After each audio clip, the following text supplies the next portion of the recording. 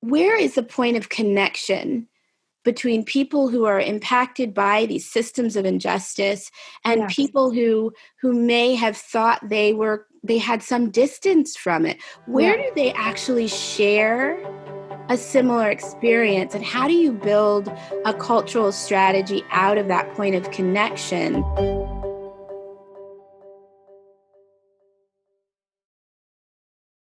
Bridget Evans is the executive director of the Pop Culture Collaborative, a philanthropic resource and funder learning community working to transform the narrative landscape in America around a galvanizing idea of pluralism. Thank you for talking with me today, Bridget. Thank you, Hillary. I'm so glad to be here. You work expressly at the intersection of social justice and pop culture. I always feel like there's an inherent chicken and an egg debate to sort of pop culture, meaning, is culture the engine of change or is it the evidence of change? How do you think about the cause and effect between those things? I actually think it's both. There's a common thinking of like culture change precedes policy change. And Mm-hmm. I think generally speaking, that is true. And particularly in the context of change that lasts. There's some kinds of advances that we make that I think of as like never go back moments, right? Like where some fundamental mindset shift happens at large scale in our culture, and there's just no retreat from it. People have changed so fundamentally in their worldview that nothing is ever going to budge them around that. And when we reach like majoritarian consciousness around that kind of shift, like the society shifts. What we're kind of grappling with now as a society is that there are many layers to who we are. There's sort of our intellectual understanding of the idea of the American experiment. And then there's all the practical ways that we express that. When we're designing now in our current understanding of movement technology, culture change kind of strategy, we have to assume that there's a level of like seeding the ground culturally that is absolutely necessary in order for policy change to be able to be a moment when we never go back. Otherwise, we find ourselves in a place where a policy change can be a symbol, but that symbol is not deeply rooted in the ground and it can actually be uprooted. So can you talk a little bit about some of the strategies that you've used there? One leader that I worked with who's been involved deeply in leading the fight to end child sex trafficking, her name is Rachel Lloyd, and the organization that she has founded is called Girls Educational and Mentoring Services, or GEMS. And she had this sort of realization, much like a lot of movement leaders, after achieving a really incredible landmark legislative win around rights of commercially sexually exploited and trafficked children, where she realized that while the law was in place, most people still perceived children and teens who were being exploited within the commercial sex industry as teen prostitutes, as criminals, deserving of incarceration or other kind of punitive response. So there was this obvious gap between this policy, which was advocating for the rights and protections of this population, and public sentiment and deeply held beliefs about individuals who were involved in the commercial sex industry. And so we worked together to try to understand what was driving the sort of barrier to connection between different audiences and the girls that she was working with, which were American-born girls, primarily girls of color who were being trafficked. And we came upon this really, really interesting insight, which was that most of the girls who were being exploited were particularly vulnerable around the age of 13.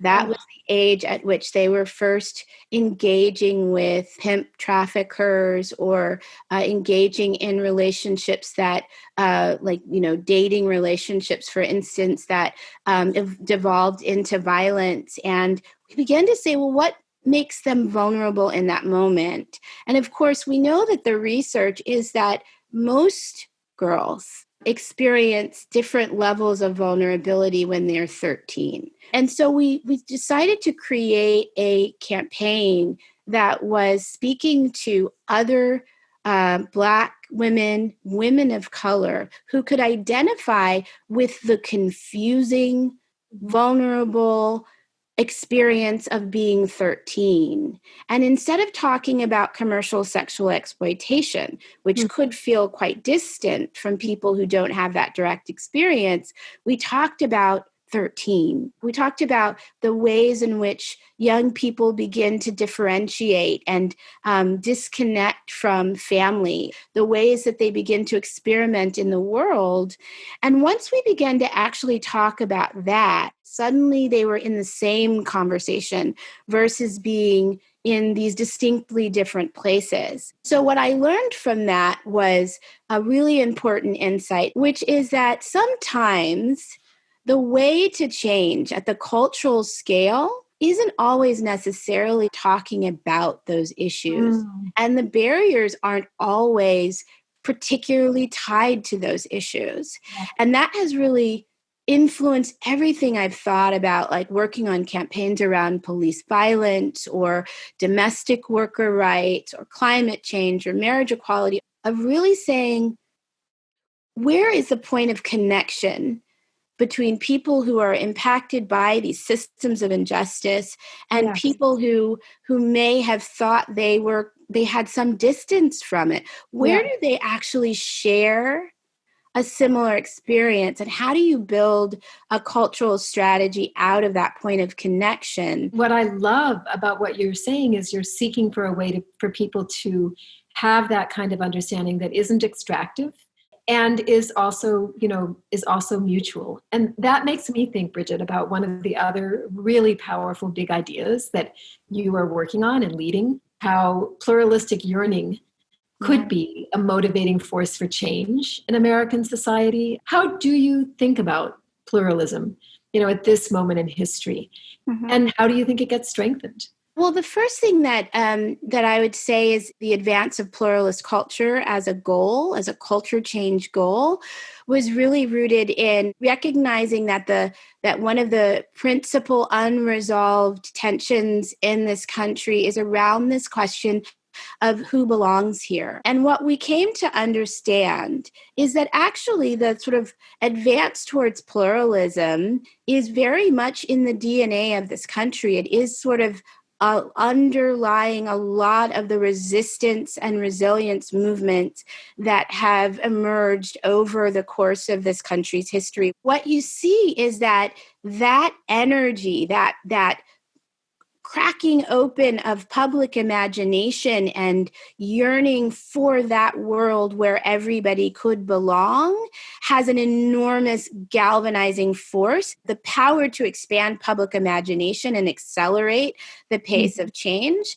We created a new initiative called Becoming America, the Becoming America Fund, to enable our grantees, who are entertainment storytellers, cultural strategists, researchers, and grassroots and national social justice organizers, to come together and experiment with what it takes to actually sort of activate and awaken that yearning for a pluralist society in which everyone belongs inherently in mass audiences. That is fantastic. Well, it kind of takes me to just a last question for you to close on, which is 2026. That is coming up, the 250th anniversary of the United States. Aspirationally, what's your vision for what story of ourselves we could be celebrating when we hit the 250th anniversary? My vision would be that we're telling the story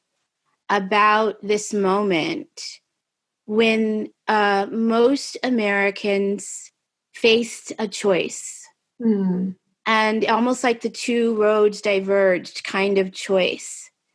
And seeing all of the suffering, all of the trauma that we have collectively experienced and generationally experienced, seeing the ways in which people are finding care and expressing care in this moment, people came to understand that the way we've always done things just isn't working for us, maybe never worked for us wholly, and that we're capable of something more. We're Yes. capable of not only interrogating our own biases, our own ways of being that are not helping us or not helping others, but we're also capable of collectively swerving and moving in the direction of a new America, a new society, one in which everyone does belong inherently, is treated as such,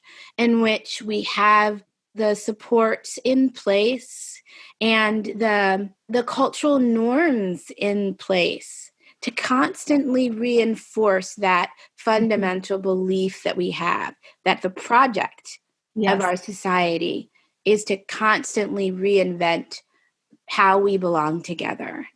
I love that. So thank you so much, Bridget, for the Thank conversation. you. Thank you for having me and inviting me to sort of think with you. It's quite a pleasure.